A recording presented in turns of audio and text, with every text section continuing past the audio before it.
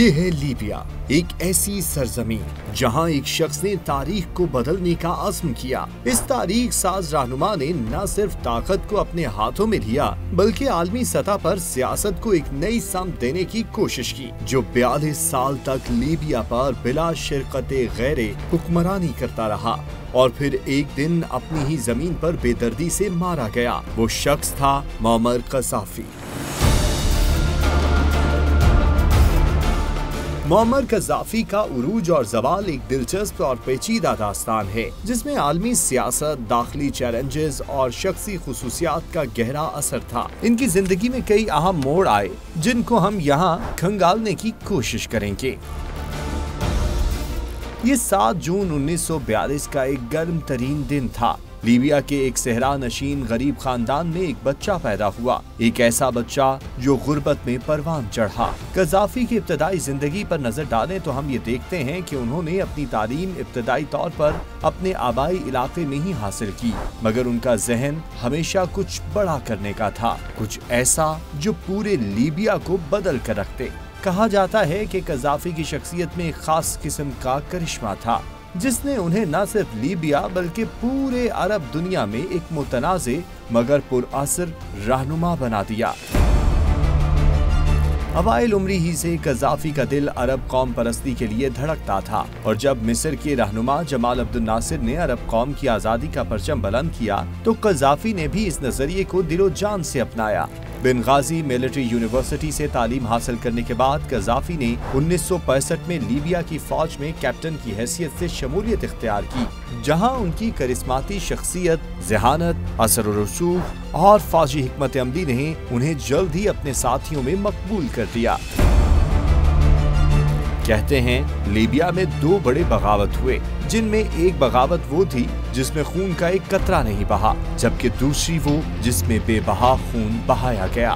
دونوں کے نتیجے میں حکومتیں بدلی، نظام بدلے، لوگ بدلے، تاہم ان دونوں بغاوتوں کا مرکز اور مرکزی کردار ایک ہی نام تھا: معمر قذافی۔ فوج میں اپنی ملازمت کے دوران قذافی نے فری آفیسرز موومنٹ شروع کی، ایک ایسا گروپ جو لیبیا کی بادشاہت کے خلاف تھا۔ اس گروپ کے ذریعے قذافی نے بغاوت کی بنیاد رکھی۔ یہ 1 ستمبر 1969 کا دن تھا جب محض 27 سال کی عمر میں معمر قذافی نے اپنے فوجی دستوں کے ساتھ مل کر لیبیا کی بادشاہت کو ختم کرنے کے لیے فوجی بغاوت کی۔ اس روز لیبیا کے بادشاہ شاہ ادریس اول بیرون ملک تھے۔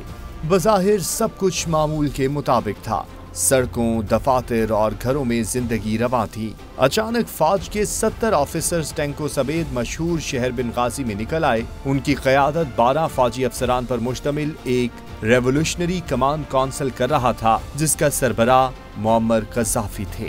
ریولوشنری کمانڈ کونسل نے ایک ایک کر کے سرکاری اداروں کا کنٹرول اپنے ہاتھ میں لینا شروع کر دیا۔ کارروائی کے دوران ہی فوج کے دیگر اہلکار بھی ساتھ ملتے گئے۔ یوں ایک کے بعد دوسرا دفتر فوج کے کنٹرول میں آتا گیا، اور صرف 2 گھنٹے میں ہی بغیر کوئی خون بہائے لیبیا کا تمام انتظام RCC یعنی ریولوشنری کمانڈ کونسل کے ہاتھ میں آ گیا۔ باقی فورسز نے بادشاہ ادریس کی ممکنہ جانشین حسن بن رضا کو دیگر شاہی امراء کے ہمراہ حراست میں لے لیا، جس نے عوام سے نئی حکومت تسلیم کرنے کا احتجاج نہ کرنے کی اپیل کی۔ بغاوت کے بعد قذافی نے ملک کو لیبین عرب ریپبلک قرار دیا۔ ادھر بیرون ملک موجود شاہ ادریس اول نے پڑوسی ملک مصر کے صدر جمال عبد الناصر سے صورتحال پر قابو پانے کی درخواست کی اور قذافی کے گروپ سے مذاکرات کیے، جس کے نتیجے میں شاہ ادریس نے یقین دہانی کروائی کہ وہ کبھی وطن واپس نہیں آئیں گے، جس کے بعد فریقین میں ایک معاہدے کے ذریعے شاہ کے خاندان کے تمام افراد کو مصر جانے کی اجازت دے دی گئی۔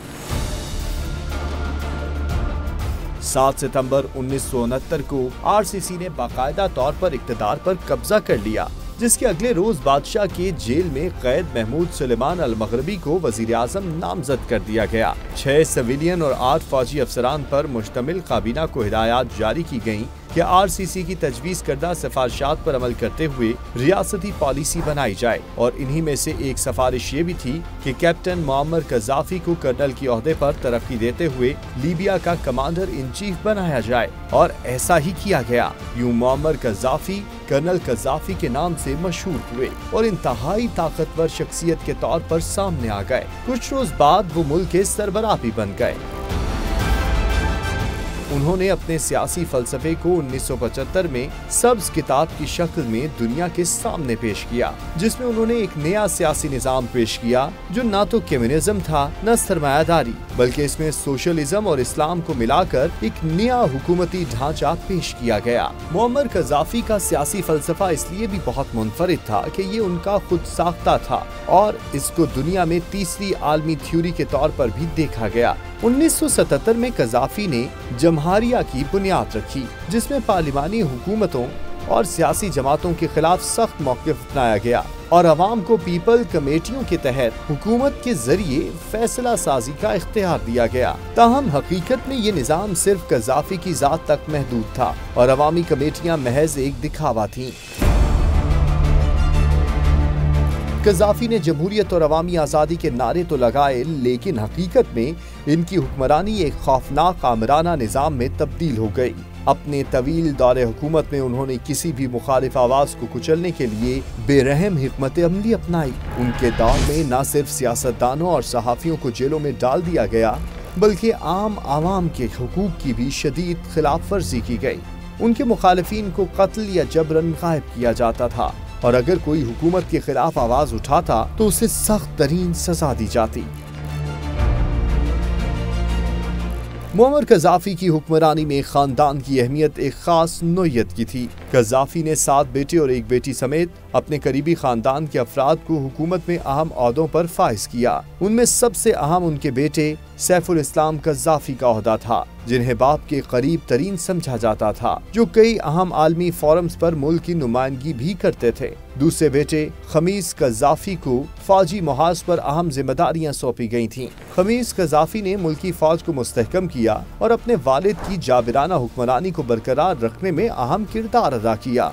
मुअम्मर गद्दाफी की हुकूमत का एक और हैरत अंगेज पहलू खवातीन बॉडीगार्ड्स का था।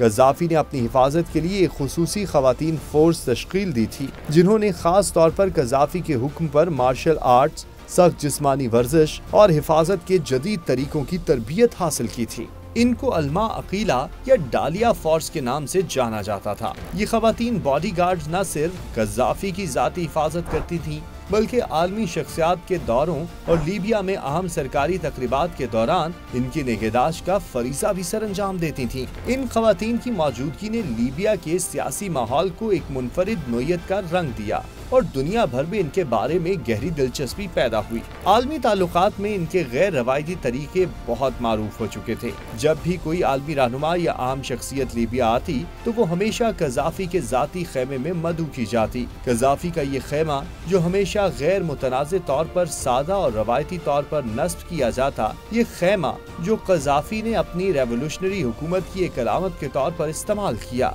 आलमी रहनुमाओं के लिए एक गैर रवायती तजुर्बा बन गया। उनके खेमे में होने वाली मुलाकातों में गद्दाफी ने अक्सर गैर रस्मी तरीके से बातचीत की। यूं गद्दाफी ने एक अरसे तक मगरबी दुनिया के रहनुमाओं समेत अरब हुक्मरानों को भी अपने खेमे सियासत के शहर में जकड़े रखा। आलमी सियासत में भी मुअम्मर गद्दाफी ने अपने खास मौक़िफ़ से जगह बनाई। वो अक्सर मगरबी ताकतों के खिलाफ आवाज उठाते रहे। उन्होंने एक नए आलमी निज़ाम की बात की जिसमें अमेरिका और यूरोप की बालादस्ती को चैलेंज किया जाए। यूं अमेरिका, बरतानिया समेत यूरोप के साथ उनके ताल्लुकात कशीदा हो गए। मगरबी ताकतें उनको आलमी अमन के लिए खतरा समझने लगी। लीबिया में तेल की सनत को कौमे आने के बाद गद्दाफी ने अपने मुल्क को तेल का मरकज बनाने की कोशिश की और ओपेक जैसे आलमी फोरम्स में अपनी पोजीशन मुस्तहकम की। 1970 की दहाई में तेल की पैदावार में कमी करके अमेरिका और यूरोप को बहरान का शिकार भी कर दिया, जो कि नतीजा ये हुआ कि 1980 की दहाई में अमेरिका और मगरिब ने गद्दाफी पर दहशतगर्द तंजीमों की हिमायत का इल्जाम लगाया। उन पर 1986 में लीबिया की जानिब से बर्लिन में एक क्लब पर हमले का इल्जाम था, जिसके नतीजे में अमरीकी अफवाज ने उनकी रिहाइशगाह और लीबिया के एक बड़े इलाके पर बमबारी की, जिसके नतीजे में गद्दाफी की ले पालक बेटी भी हलाक हो गयी। 1988 में लॉकअबी में जहाज की तबाही का इल्जाम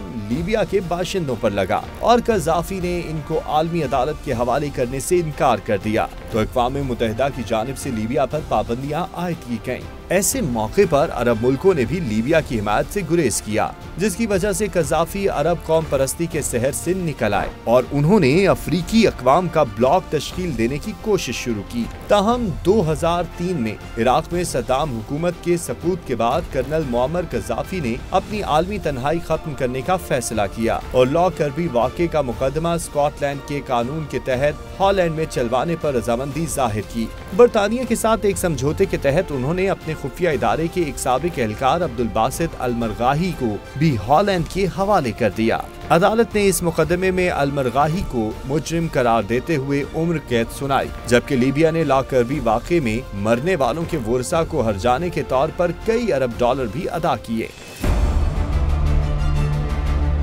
चंद माह बाद ही कर्नल मुअम्मर कज़ाफ़ी ने लीबिया के जौहरी और कीमियाई हथियारों के प्रोग्राम को खत्म करने का ऐलान किया और तमाम तर जौहरी सामान लपेट कर अमरीका के हवाले किया, जिसके बाद मगरबी ताकतों ने भी उनको मुकम्मल तौर पर कबूल करने का दावा किया। 2011 में अरब बहार की लहर ने पूरे अरब खिते में इनकलाब की आग भड़काई और कज़ाफ़ी की हुकूमत भी उससे महफूज न रह सकी। अवाम ने लीबिया के मुख्तलिफ शहरों में एहतजाज शुरू कर दिए और कज़ाफ़ी ने इन मुजाहिरों को ताकत के जरिए कुचलने की कोशिश की, लेकिन आलमी ताकतों ने नेटो की शक्ल में मुदाखलत की, जिसके नतीजे में कज़ाफ़ी की हुकूमत का खात्मा हुआ। 20 अक्टूबर 2011 को कज़ाफ़ी अपने आबाही शहर सिरत में बागियों के हाथों पकड़े गए। उन पर शदीद तशद्दुद किया गया और आखिरकार उन्हें कत्ल कर दिया गया। उनकी मौत के साथ ही लीबिया में उनका 42 साला इक़्तिदार खत्म हो गया।